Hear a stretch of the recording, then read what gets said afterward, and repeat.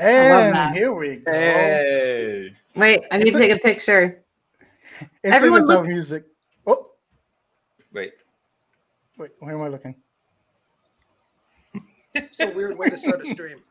the only way I should have done to this start before we went live. Quick, no one post. I just thought of it now. You know what we should have done? The awkward, was it the 4th grade picture? You know, you like the awkward smile. Oh. That's what we should have done. It's when the parents send you on with your worst outfit like possible. But it's like the best outfit, but yeah, the worst outfit. The homemade haircut. Oh my god, those were horrible. It's like if you're going to like some small local church. Small. I used to have a bowl cut. Yeah. The clothing is different between big church and small local church. It's all relative. All right, well, welcome. I see there's one person in here, so welcome you, one person. Hi, person. There. All right, we're going to start off here with the current event, and Minnie's been excited to give a current event, Minnie. So what do we got? I have. So I know you guys recently did a podcast about all the drama that's going around with WB and Discovery. Mm-hmm. The merger and all their movies. I just recently found out that WB has the contract rights to the Apple show Ted Lasso. Okay. Apparently, in the actors' contracts, WB needs to approve them pursuing other projects. So, the actors cannot pursue other projects unless WB approves it for them. As an actor, yeah, I think that's bullshit. As an agent, how do you let that slide? And like, what do you guys think of that? Like that's like Dan said, that's ownership. Like they're basically slaves at this point. Yeah, I think that's a terrible idea. I mean, just imagine all the opportunities that you can lose just off of that. I mean, just off of I can't think of his name right now, but the guy who plays Ted, and then Jason Sudeikis, and the woman who plays his boss. We've seen them in other projects, especially over the last few years for her. So she's kind of getting in the groove of things. And if they're going to limit her opportunities just for this one show, well, she's stepping away for season 3. She's got personal family issues. So I don't know if that's going to null and void whatever the clause is. From what I've read, not all of the actors have that in their contract, but a majority of them do. Like even the guy who plays Roy Kent, who's going to be Hercules in the Marvel universe. Yeah. He has that clause in his contract where WB needs to approve him pursuing other projects. Not even getting other projects, pursuing other projects. Okay. It was weird. Like I would have to see the writing on this.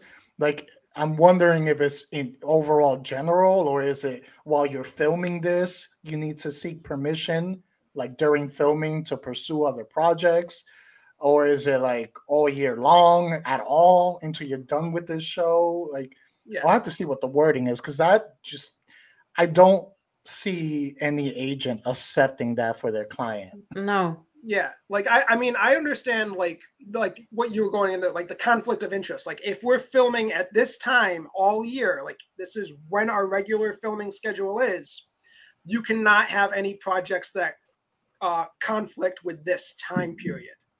But outside of that time period and outside of the promotional time period, they should be free to do whatever they want. The article makes it seem like they're literally forbidden from pursuing any other project. Damn. Yeah. I know they used to do stuff like that similar back in the golden era of Hollywood, like Marilyn Monroe and all that. They signed deals with studios like Warner Brothers and all that. I haven't heard that stuff done, but the actors you've said, even though that guy Warner Brothers, yeah, even though Roy Kent is bigger actor now, he wasn't at the time they did the show. So it sounds like it's more of the lesser actors at the time that they started the show. Still weird, man. Yeah, I don't know. Yeah, It because then doesn't there's surprise a lot me. of because I mean there's other drama going around with season 3. I guess Jason Sudeikis is taking a larger role this season behind the scenes, behind the camera. And the reason that production has gotten pushed back is because the scripts were turned in on time, and then he started editing them. So production got pushed back again. So it seems like season 3's got a lot of, season 3 seems like it's got a lot of issues going on right now. I still can't get over that deal. I know I've heard of things like that being done with the creatives, with like directors and things like that. Like Matt Reeves just signed a deal with Warner Brothers. It's not as restricting as that, but any new project or idea that he comes up with, he has to run it by them first, and they got first dibs on producing whatever it is that he wants. But if they decide I don't want to produce this, then he can shop it to everyone else. He just needs to shop it to them first. So not as restrictive, but similar of like anything he thinks of, he needs to go through them first. Yeah, so that's more standard in Hollywood. That's what they call a first look deal, right? So you'll kind of sign something with the studio, especially if you do like a franchise for them. They want your other material. So that's typically what you want to do as a filmmaker. You want to get that first look deal with the studio because it gives you first rights. It gives them first rights, but it also there's usually some kind of option play that's involved with that contract. So you don't just give that out for free. They're usually paying them something. We just obviously they don't disclose that information in the news. But yeah, the actors thing is weird. Just a pursuit of projects, that's weird. Yeah. Yeah. How would they even know you were pursuing something? Like how would they know? Agents, Hollywood, like everything's such a tight, small town. They'll find out. They'll find out. You got the dirt. You know what's up, Daniel. Paparazzi follows you everywhere. Yeah. Exactly. You just do you see the call for an audition and you just think about it and they're already at your door like That's what I'm thinking in my head. Yeah. A cease and desist letter, like damn already. You just get airdropped it. Like, what is this? A random airdrop? All right, well, good current event, Minnie. Thank you. Thank you. We're gonna start here with a little keeping it real. So we'll start with you, Dan, since you have such a amazing detailed movie poster behind Thank you, man. Just, I hope you guys like that. It's authentic 1 of 1. It took me a while to get this. I had to wait. You misspelled poster though. I don't look and say, did I? No. Yeah. Little squiggle. The thing that I just watched, which I just watched last night and I binged, was Andor. Totally. I don't know if you guys have seen it, but I just watched it. The tone of the show is so damn good. Oh, good. It's done from Tony Gilroy, who did Rogue One, but he also did the Bourne Identity movies. He's behind that. When you watch the show, it doesn't feel very Star Wars-y, so it doesn't feel very bubbly. And what I mean by that, now Star Wars feels kind of safe, right? You watch it, you don't really feel like the characters, there's not like a real threat necessarily that they could just die at any moment. You kind of know that they're going to survive the franchise. This show, though, different story. It feels very, he's a thug. Like he did a couple things and I was like, that is savage, man. Even the actors that they casted, like the background actors, don't feel very polished, if that makes sense. They feel very real. And the show, I'm hooked. I watched it and I was like, whoa, this is not at all what I expected for a Star Wars show. It feels very, it's set in Star Wars, but it's not, it doesn't feel like Star Wars. Very well, good. he's kind of a thug in Rogue One a little bit too. Like there's that scene and you're like, they just did that. Like that, he just did that. That just happened. Yeah. And okay, I want to see it because Rogue One. Oh, of course. I mean, totally Rogue worth One. It. Yeah, Rogue One. That's why you had a post about it today. I was like, I know, I saw. I was like, F yeah. Yeah, man. But yeah, Andor, I really, really recommend it. It's a dope show. I love it. I stopped watching She-Hulk. I know we talked about that. I gave it like 4 episodes. I was like, I'm out. Can't do it. Can't do it. No. It's funny that you mentioned that, Murray, because that was my exact thought when Dan was talking about the tone and all that aspect. It's like I always felt Rogue One is probably my favorite Star Wars movie because it always felt different. It did. And it's like it does. even though you knew the outcome, you got so invested in knowing how is that going to happen, and you still hoped that they would survive. During it, I knowing know they wouldn't, you're still like, oh, this time, by the 45th view, they will survive. Come on, Diego, you got this. Hang on. Yeah. No, I liked how they in the first 10 minutes of the show, like they're literally showing like this is dark, gritty, like this isn't your typical family friendly Star Wars. Yeah. Like this it's all about starting a rebellion, and like it feels like they're actually starting a rebellion and not just like the cookie cutter Disney narrative of a rebellion. Like, right, shit's gonna happen. You're gonna get your hands dirty. Like, let's go.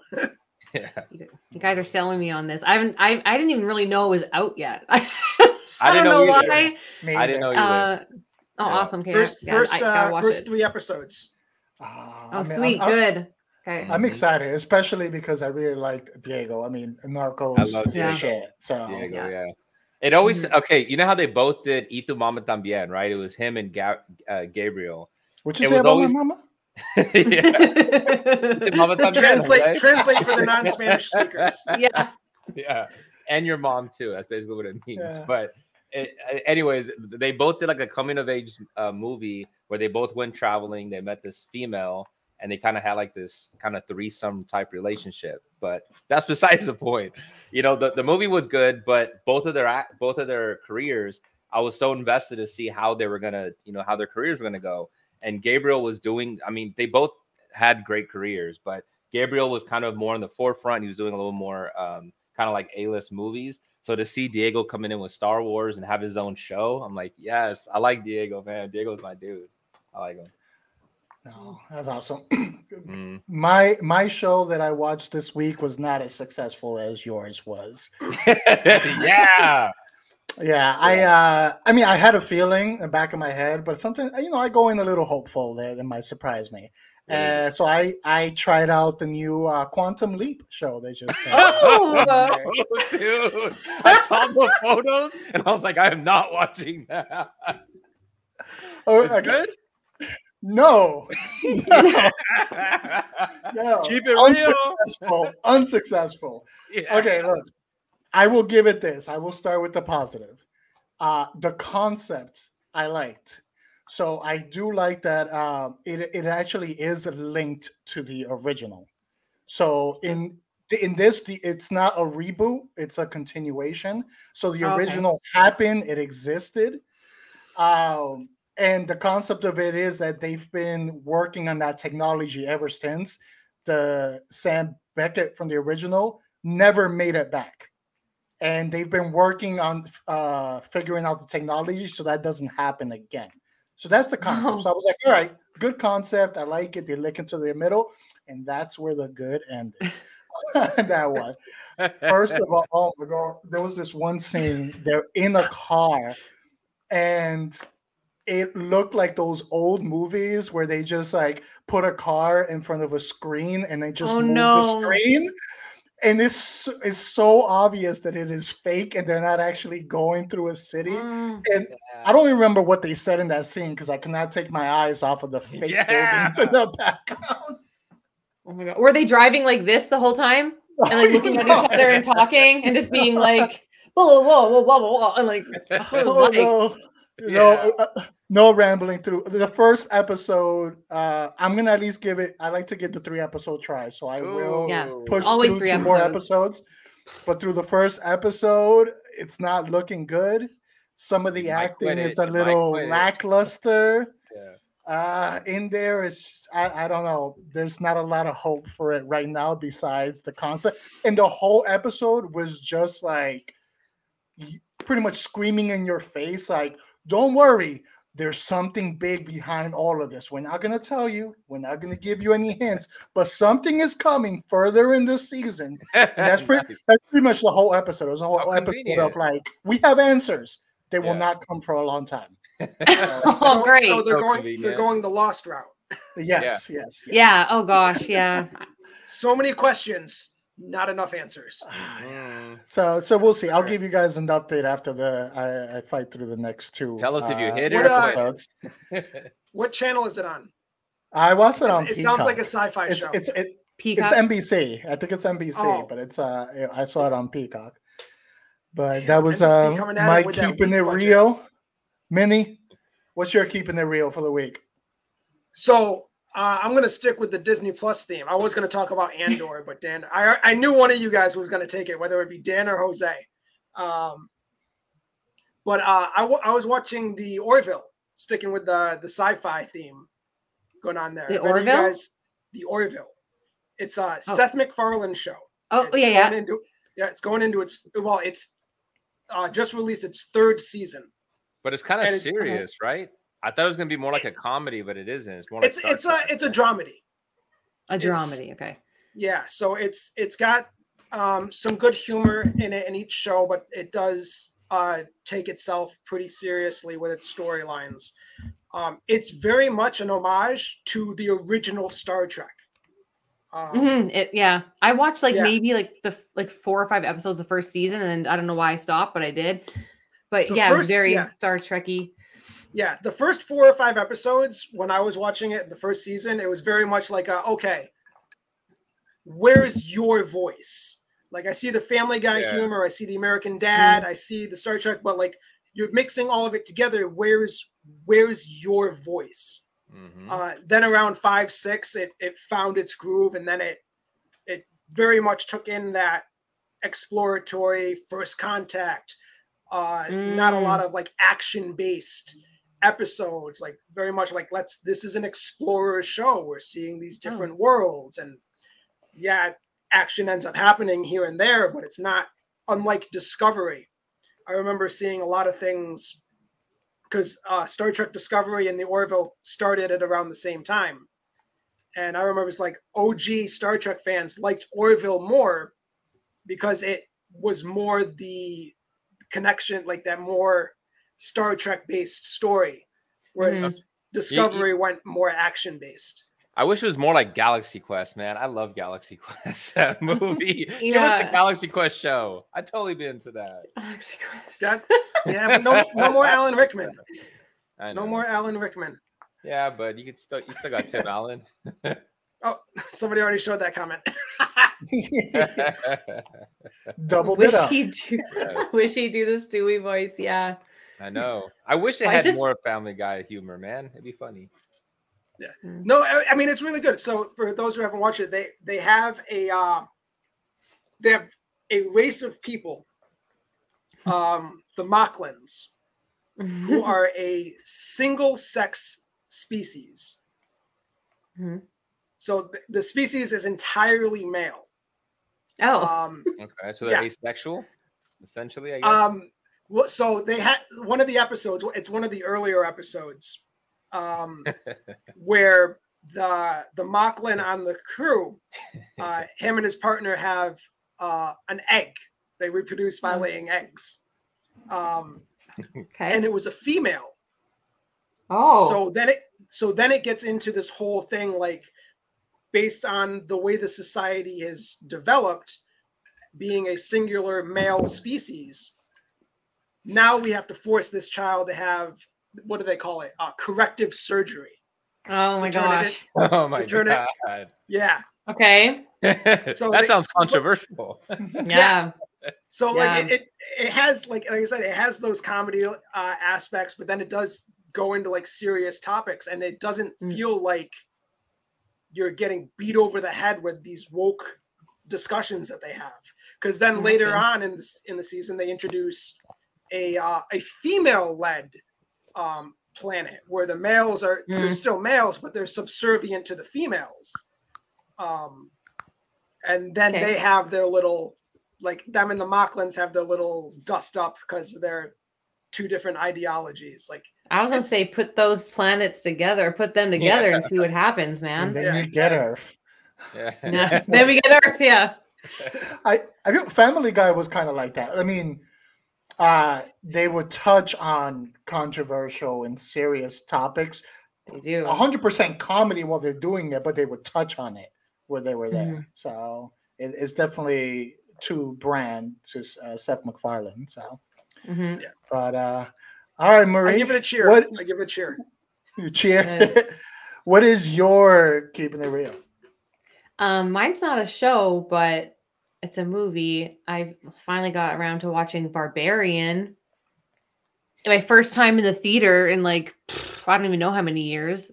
6, 5 or 6 years. Ooh. Oh, wow. Yeah. So that was my first time going back, and it was a movie. Yeah. Wait, so it wasn't good? I've been hearing good things about it. I heard so many good things about it. Wait, Mocklet. Ronnie just said Mocklet, and I had to. Mocklet. Make me think of Monica's hot mocha latte. Yeah, that's funny. Well, yeah, the thing is, like, you hear there's so many good reviews on it. I was like so pumped about it. I'm always like skeptical about new horror movies in the first place. Like, you always just don't know what you're gonna get. Is it going to be a Conjuring experience, or is it going to not be a Conjuring experience? Or is it going to be a Mocklet experience? It's a Mocklet experience. So I thought the first half of it was good, and that's what I'll say about that. All I kept hearing about it. Yeah, all I kept hearing was, okay, don't do any research, don't know anything about it, just go in there blindly. So I was like, okay, it's gonna be good. Right. I heard that too. So I did that. And then halfway through, heard as a barber works out life. That's funny. I would have enjoyed it if that was it. It's not that I didn't. Well, no, it wasn't great. It's just you got to keep it real, Marie. If you hate it, okay, sorry. You hate it. Okay, I didn't hate. Well, because I liked the first half, and I was like, this is good, and like the people are smart. Like they're finally smart people in a horror movie that are like making sure everything's safe and checking everything. And then it just got stupid. I'm like, why'd you waste all that time making this character so smart to just make her so dumb? That's such a pet peeve of mine. I hate when they do that. It's like two writers wrote it and they like switched off. Yeah, the tag team. I don't know.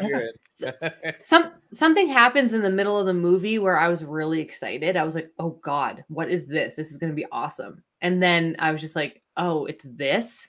Yes. What? It just was too. I can't say anything because I don't want to spoil it for anybody. I definitely won't spoil it, but yeah. I did that for La La Land. When I watched La La Land, I saw like towards the end and I totally misinterpreted the ending and I thought it was something else. And I was like, wow, this is amazing. So that was actually, and I started going off on a theory and my brother was watching next to me. He goes, no, that's not at all. It was just face value. I was like, oh, that fucking sucks. I was like, that's well, how do you know? How do you know it's face value? Because why don't you tell you at the end, like the way they set up, I was like, man, you didn't like, they should have just cut it off right there at that scene. Yeah. I would have had my theory and it would have been better. It's better in movies are like that. You can have your own interpretation of it. Like that's nice. Oh yeah. Well, one thing about Barbarian that I noticed is they went with the same like marketing strategy as the original Paranormal Activity, where for their trailers they just show audience members reacting like terrified, and they put like the scariest movie of the year. Blah blah. They went almost copied the entire like marketing scheme of Paranormal Activity. So that was one of the things that I did notice from this. Have you seen it, Jose? No, I still. None of you guys have seen it? Okay. No, I still need to see that, and I need to see. I think Pearl came out, so I'm curious. Yeah, I haven't about seen that Pearl. either. I gotta watch that. I want to watch Pearl. Supposedly, I didn't know this. I don't know how much they're linked, but supposedly it's meant to go together. Is the 3 movies of X, it's a prequel. Pearl. And then there's another one called something. That one's supposed to be a sequel. Maxine. There we go. I think that's supposed to be a sequel, so that's how they're doing it. But Pearl, they set up things in the movie X that already kind of gives you an idea what Pearl's gonna be about. It's like who's seen it here? Just Jose and me? X? Yeah, I saw X, but I haven't seen Pearl. Yeah, I haven't seen Pearl either. So in X, you know how you see the stuff playing on the television? Like I won't give too much away because I know you guys haven't seen it, but I won't watch it, so go ahead. At all? No, I don't even know what you're talking about. What's turning you off about it? I have a friend who told me about it, and I'm like, that doesn't sound like a storyline or anything I want to see in a movie at all. But then But then I heard that Pearl isn't really like that as much, and it's amazing. So, and it apparently it also deepens X a lot too. So they're supposed to like strengthen certain storyline parts for it. The thing with me that the way that Ty West did it was really unique was his transitions in the movie X. They were done so well, and he plays off of perversion versus like disgusting is the way he'll intercut it. So if he'll show sexual content, he'll immediately go to gruesome and gross, and he intercuts the two as a way to kind of mess with the whole perversion state that he's doing it. So it'll get you horny and then it'll get you terrified. Basically, yes, or grossed out. It's more gross than anything. But his transitions in this movie were done very, very well, and that's why I liked X. I thought it was good, but his transitions, after the first couple, I was like, that's kind of weird. And then as I kept watching, I was like, oh, I get what he's doing now from a story standpoint. I get it. Well done. He did a good job. I would be honest. I need to rewatch X. I watched it only once, and between all the whiskey and the distractions, I think I may have missed a lot.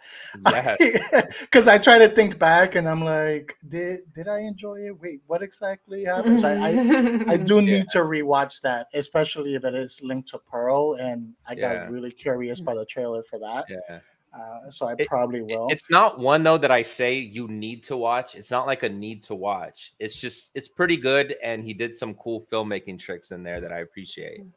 So I feel that's A24. It's like it's their kind of like Blumhouse. They're hit or miss. They're gonna give you some very entertaining movies, and then they're gonna give you some duds. But hey, keep churning them out. Keep churning them out because I'd rather have all of those and have some gems in there than not, go a whole year without a good quality horror movie. Give me all the low budget, $5 million, $10 million budgets. Please flush those out. I'm being sincere. Like I love that. It gives independent filmmakers so much more opportunity rather than just saving for the $300 million Marvel movies.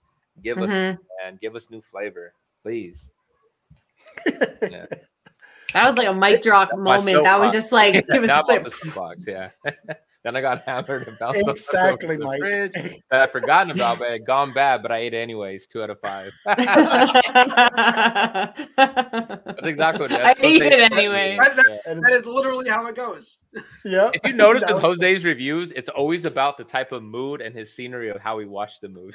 It's important. It's important. It's important. It's also why it's why I don't go to the theater much, because I want to be in like my own little cozy area. I want to be able to go to the bathroom. I want to get my own snacks or my own drinks. Yep. Yeah. Make your own kettle corn popcorn. You don't have to make the $12 ones that they give you. It's a buy over there. That's right. Yeah. That's right. All right. I feel this is a good time to kind of get going with our game. It's a new game we haven't played on here called Blind Take, where basically we're going to be defending some hot takes. Make it hot. Make it hot. And we're going to be defending it. We're going to start off for the first part of this, and we're going to have 30 seconds to defend your take. And we're going to start with Mr. Daniel. You ready? Let's go, baby. All right. Dan, your first hot take is make it hot. The last season of Game of Thrones was the strongest by far. Oh, okay. Hold on. Ready? Wait. I need a couple of seconds. Strongest of. Okay, got it. Ready, set, go. Okay, so the last season of Game of Thrones was by far the strongest because of all the storylines that they had to put into the show. That was the only way that they were able to fit so many and close out so many storylines in just 6 episodes. So not only is it so strong, they had to pile in 94 different storylines into that season. That's why it's so strong, because it has a plethora of plot points. Ronnie, are you hearing me? A plethora of plot points. All right, good job. that was great. Way better than I thought it was going to go. I got a question. Do you follow that? I got a question. What's that? Yeah. Is this like a whose line is it anyway point process where the points really don't fucking matter? No, points don't matter here. This is for pure entertainment. Yeah, we're not pure entertainment here. Because we're probably all gonna mess up at one point or another. Oh yeah. All right. Well, I guess I'm next in line. I couldn't create hot takes for myself, so Dan created hot takes for me. So, do I do the sounds, or are we not doing that yet? No, that's later. That's for the other round. Okay. All right. Here we go, Jose. You ready for the first banger? You ready for this? I'm not ready. I'm not ready. Let's go. Do I have to count 30 seconds, or are you counting the 30 seconds? I mean, just look at the live timer. I've got the timer here. Okay. Why is Josh Hartnett the greatest actor of our generation? The greatest actor of our generation. And I feel like I'm doing the meme of that girl that's looking at her mom on the bed. Why did I know that was gonna come up as I hope Chuck better see this. God, I'm so glad he's not in the stream. I'm so glad he's not on. We're not saving this one and posting it. I got you, Dan. Right. I got you. Ready? And let's go. Well, Josh Hartnett is by far, without excuse, the greatest actor of ours, previous and future generations, just because of the commitment that he gave to playing the same character in every single movie and never breaking once, not once for even a second. That stoned out, I'm oblivious, I'm dumb, I can't comb my hair role to perfection across all his movies. And that's why. Time's up. Good. Hey. Wow. Shit. I like this game. All right, Minnie, you are up. Are you ready for your first? Fuck, I'm not ready for this. No, but I don't have a choice. Roll up the sleeves. Get ready, Marie. All right. Minnie, your hot take is Air Bud is the best sports movie of all time. Let me know when you're ready. Air Bud is the best sports movie of all time. All right. Yes. And all right. Time starts. Okay. Air Bud is literally the greatest sports movie ever. Literally. What other sports movie do you know where your star basketball player gets shown up by a dog multiple times and then randomly fucking Wilt Chamberlain shows up and just becomes a high school basketball coach? Are you serious? Like, how is that not the greatest movie ever? You sold me. I didn't even remember that much about the movie. You could have literally said anything. I've never seen it. So yeah, I don't think it was Wilt Chamberlain, but it was somebody else. There was some actor who was playing a famous a real basketball player, and it just comes in and starts coaching the team. We will say it's Wilt Chamberlain, even though he was dead around that time, I think. All right, Marie, oh, no. we're gonna start you off with an easy one here, okay? You ready? You ready? Here we go. Jason Voorhees is a better silent killer than Michael Myers. Ooh. I have to defend this? Yes. Yeah. Let me know when you're ready. Okay. Jason Voorhees. Okay. And here we go.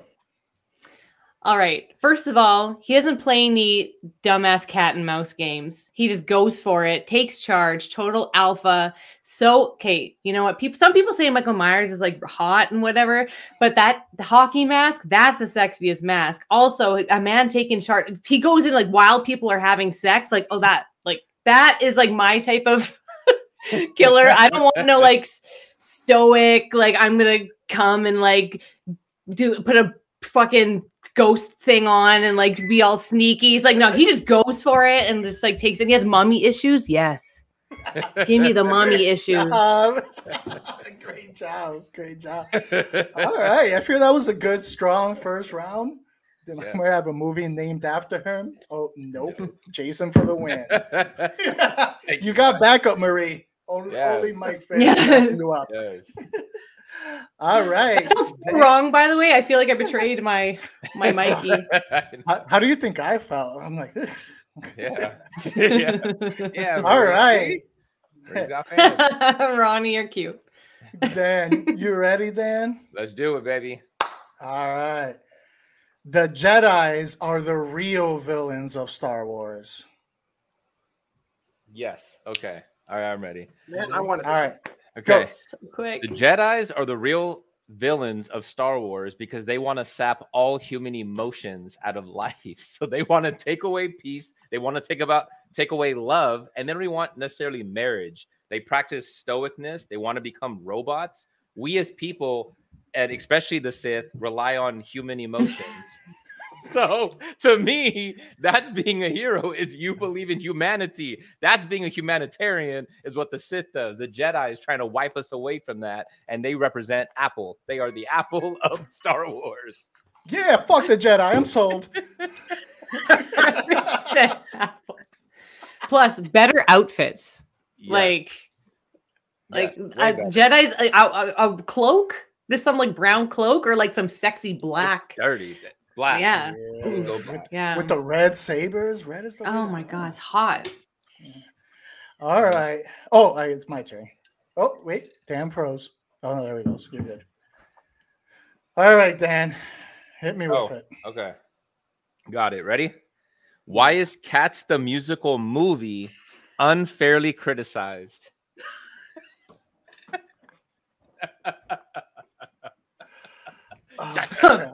All right.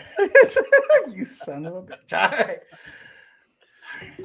So, Cats, the musical movie, is treated very unfairly by the audience members. I mean, half the people who are rating it bad it's only because they hate cats in real life. So they're not actually judging it off the movie itself. But if you look at some of the performances, the dedication that they put into a role, someone coughed up a hairball on set. Like, you know how committed you have to be for that?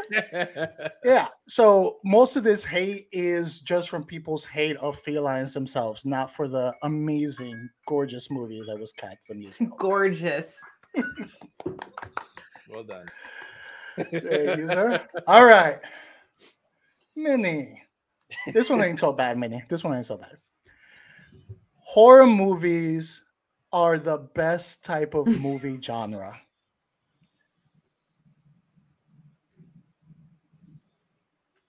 Okay. Oh man. Okay. Horror movies are amazing. What other genre of movies can you have hot, horny teenagers just going at it, and then just randomly a spear comes through one of their necks? Are you going to see that in a Disney movie? Hell no. Are you going to see that in an action or a comedy? Absolutely not. Horror movies just are pure primal aggression and eroticism, and it is absolutely amazing. Do I still have time? Good job. Yeah. Just in time. Yeah, it is. It is eroticism. Everything you said was correct, and that's why we all love them. So, I was curious where you were gonna go. I know how much you love horror movies, Minnie. So that's the thing. Like, I don't hate horror movies. It's just not my preferred genre. You like Air Bud. I get it. Yeah, I know way more details about Air Bud. Yeah. All right, Marie, you ready? Yeah. This game's so much. This one's very easy. It's 4 words. That's it. 4 words, okay. 4 words. E.T. can't be trusted. Wait, I have to say why he can't be trusted. The hot take is E.T. can't be trusted. Can't be trusted. Now tell us why. Whenever you're ready, let me know. Okay. Oh no, this is so bad. E.T. can't be trusted. He's coming for your kids. I can't go any further. No, he's. Guys, what word was that? Why? What word was that? Why'd you do this to me? He's hiding in your closets. He's hiding in your sheds. He's coming for your candy. He's touching fingers with your kids. his neck is expanding. Great job. It's expanding. It's erect. His neck is erect for your kids. You can't trust them. Oh no! The kid I was like, how do I do this without being so bad? Like, that was very difficult to do. Mike was with you on the hiding in the closets. Yeah. Hiding. That all Rambo right. just thinks he looks like Gollum's cousin. Oh, that was mean. Dan, you ready? Let's do it. Get you back for that, Judge. All right. Dan, your hot take is Jurassic Park needs more talking dinosaurs. Oh, Jesus. Yeah. Okay. Alan. All right, I got it. You ready? And go. Let's go. So clearly, Jurassic Park needs more talking dinosaurs because we've already seen dinosaurs attacking humans. Every time they keep giving us Jurassic World, it's the same thing I've already seen. What haven't I seen enough of is 2 talking dinosaurs talking to themselves, sir. Let's see character development from the dinosaur, the T-Rex that we saw in Jurassic Park 1, and they keep feeding us. Cool story, bro. It's the same shots you keep repeating over and over again. Let's hear what's going on behind her. How is she feeling today? How was her work day? I want to hear a little bit about that. How does your brain work this quickly? What is happening? How? Great job. That is just like, wait. Wow. Have you've taken like improv classes like you guys are? Isn't everyone like an actor or something? It's the writer in him. Holy shit. Quick Okay. pitches. So elevator right. pitches. Take it easy on me, Dan. All right. Damn it. No, Sure. don't do that at all. Let me pick a good one for you. Okay. No, okay. I'm going to pick one that's good for you. Explain how the Mission Impossible franchise has gotten worse. His pupils dilated. Okay. They've gotten worse with each movie. All Please right, tell me let's why. go.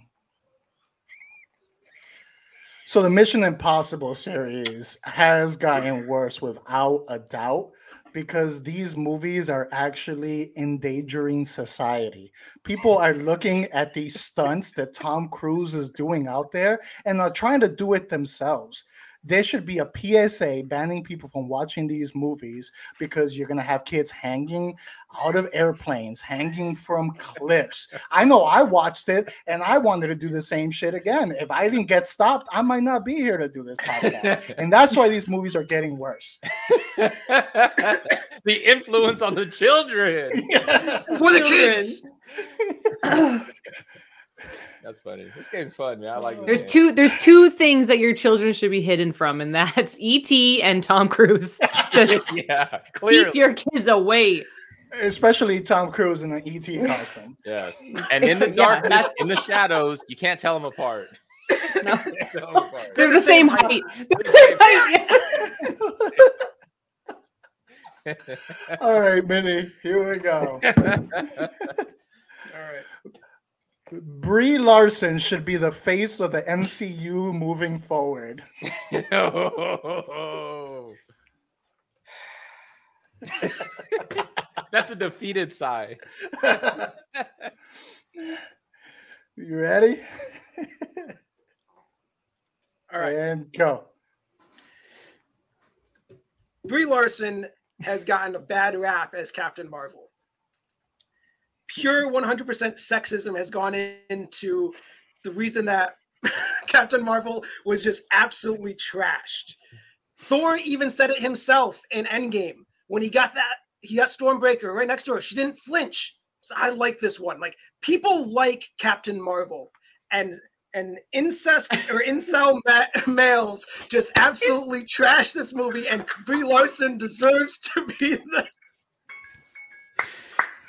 Oh, I wish we had 15 more seconds. I wanted to know where that was going. Yeah, like where? People like Brie Larson. I'm like, do they? Do they, Vinny? Even she said, she was asked on the red carpet, and they said, well, people want you back. And she said, do they? Do they want me back? I had to defend a take, Dan. I had to defend a take. Good job. Good job. I believed you. Yeah. I believed every word you said. All right, Marie, here we go. Okay. Poetry snaps. Growing hair on demand would be the greatest superpower. Growing hair on the man? On demand. On demand. Oh, on demand. I heard the man too, and I was like, I heard the man. I'm like, I think men do grow hair, Jose. I think that's all right. The men are doing okay. Yeah.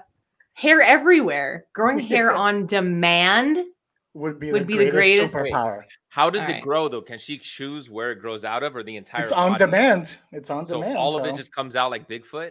Like anytime. We're about to find out because Marie truly believes in this. I do, and I have my reasons. All right, ready? Yeah. Go.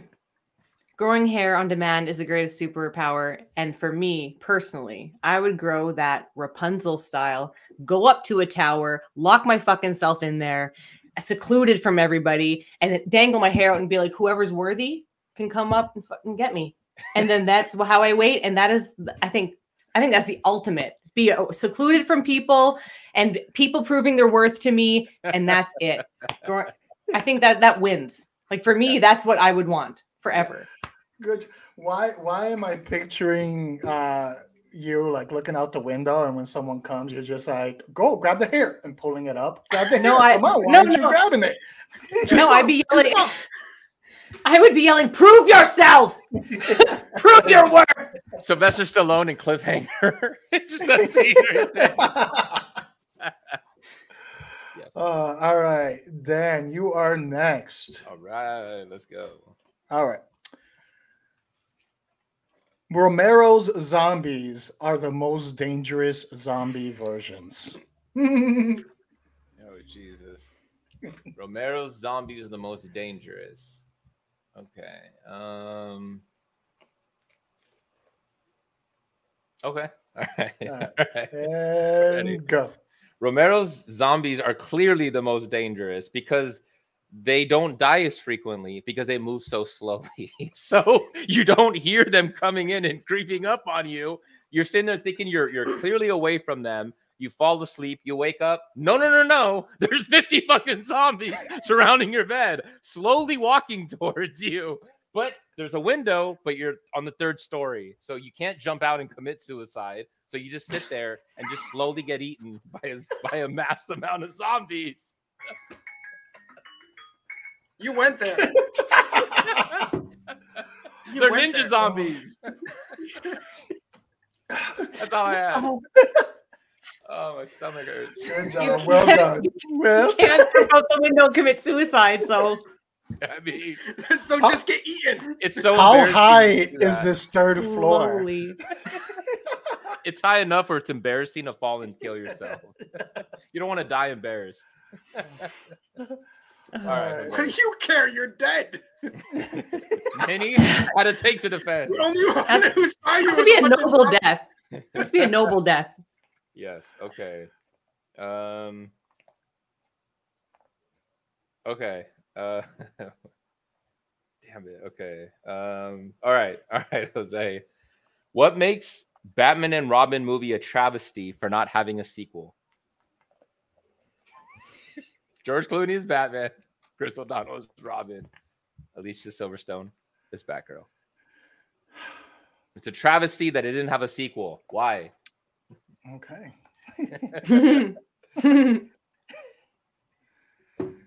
The fact that after Batman and Robin, we didn't get one more damn movie with this ensemble and creative group that was behind this movie it's a shame. It's a complete shame because we missed out on the quality of the performance and the writing and just the little details that were started to be included in this franchise, such as a Batman credit card. Who would have thought of that? Huh? Who would have thought? Bat nipples? We have to have it in the suit. No one else was intelligent enough to think of that in the first place. How much more could we have gotten? Come on. Yes. Bat nipples. We need more bat nipples. Yes. Next, they're going to put toes on his boots, and you're going to have the imprints of his toes. Oh, my gosh. Foot fetish people are just going to lose it. They're just going to lose their minds. George Clooney's feet. Mm-hmm. All right, Minnie. That's probably been searched on the internet many times, actually. Batman's feet. Yeah, even George Clooney, just George Clooney's feet. Yeah, probably. All right, Minnie. Your next one is Aquaman is the coolest Justice Leaguer there is.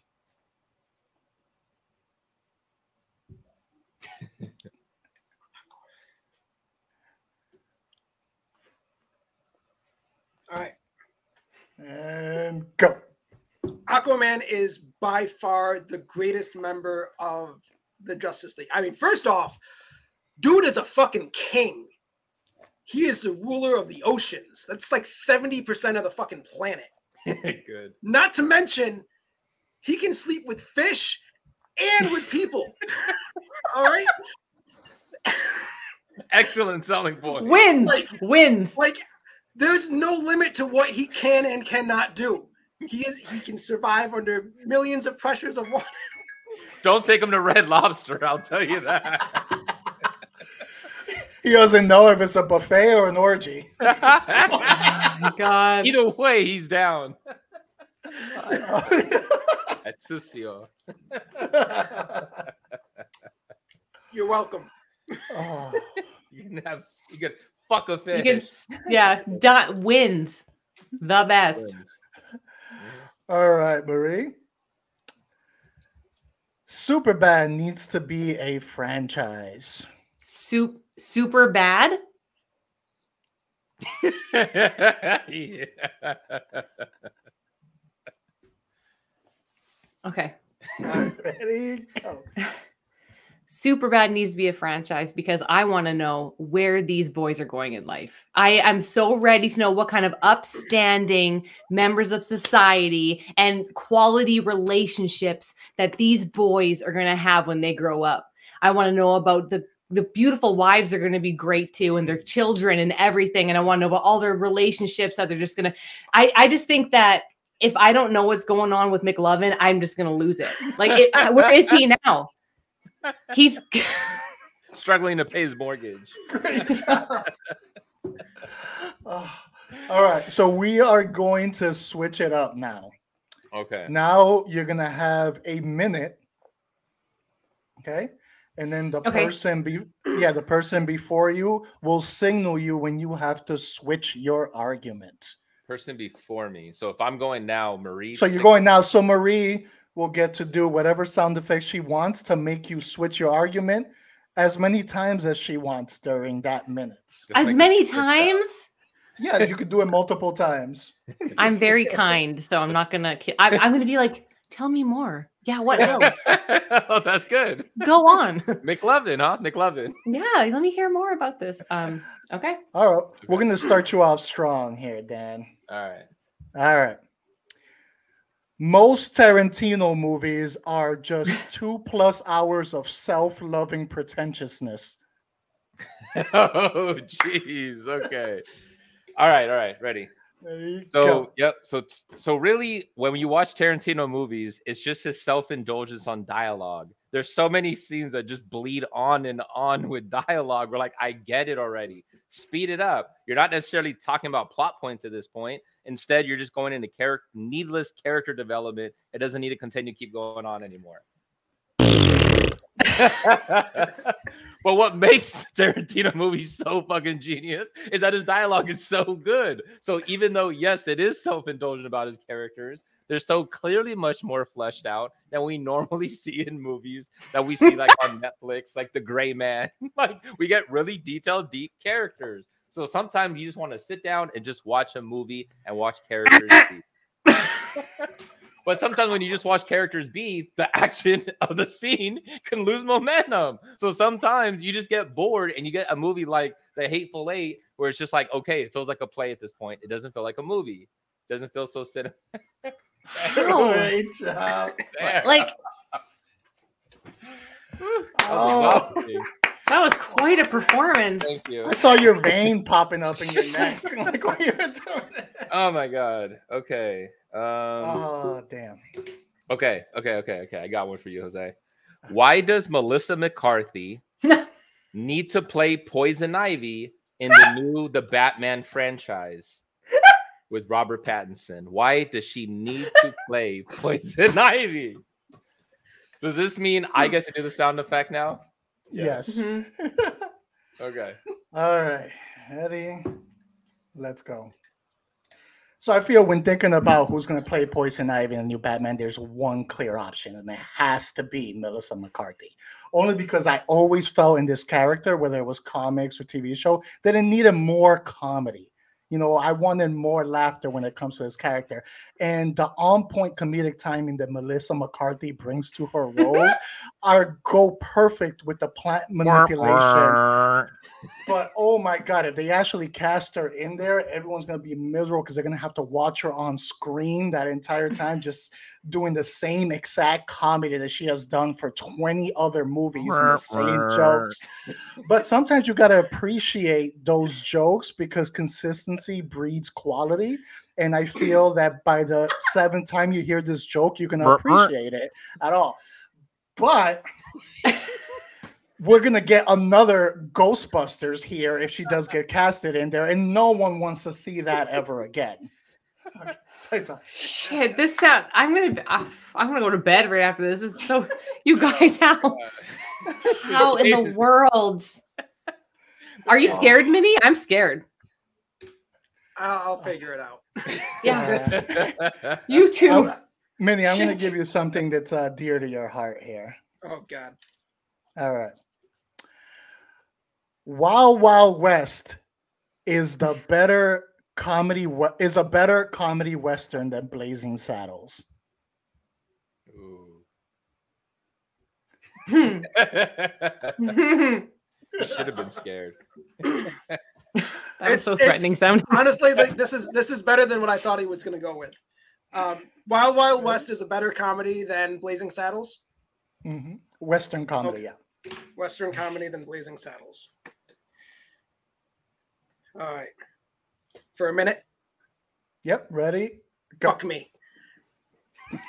Wild Wild West has so many great comedy moments in the show. What other movie has a villain who just comes out on a wheelchair because he's cut off from the waist down with this horrible French accent? Like, Blazing Saddles is just dated and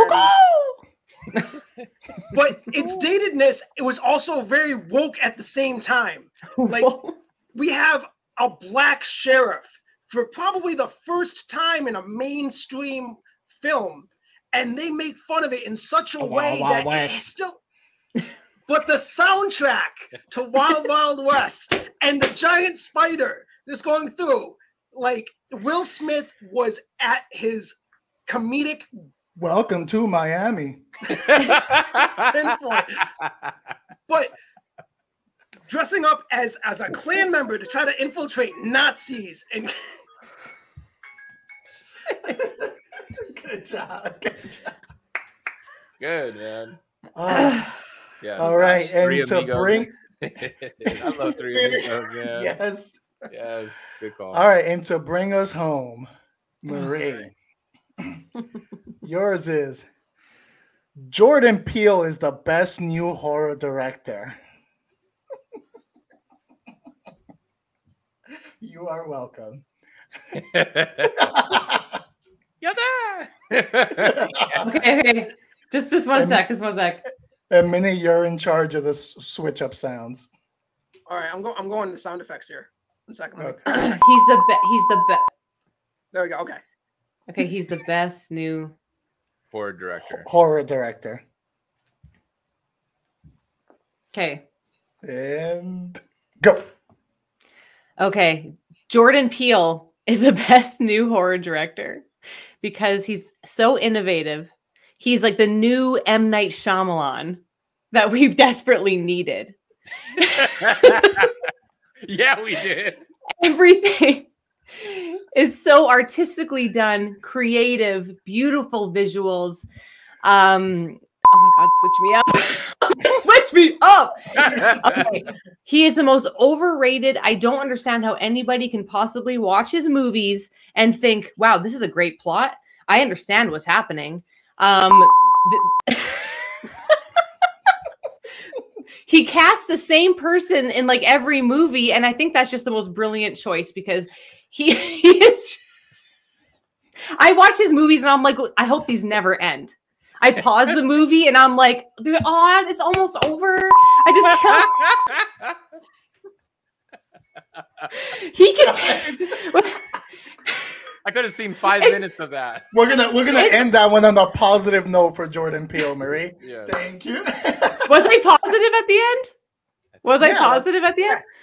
How you pause it so it never ends. Yeah. Okay. All right. She doesn't want to. She wants to say one hateful thing to close it out. No, I see we're it. cutting it off there. No, great job, everyone. I think everyone has some good, solid arguments. Everyone probably needs a shower after we finish this up. I'm going to get the water going. But people in the audience, watchers, thank you for joining us.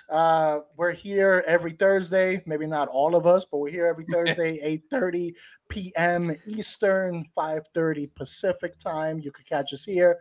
You can also find us at Not a Strong Start on YouTube, where we release an episode every Tuesday.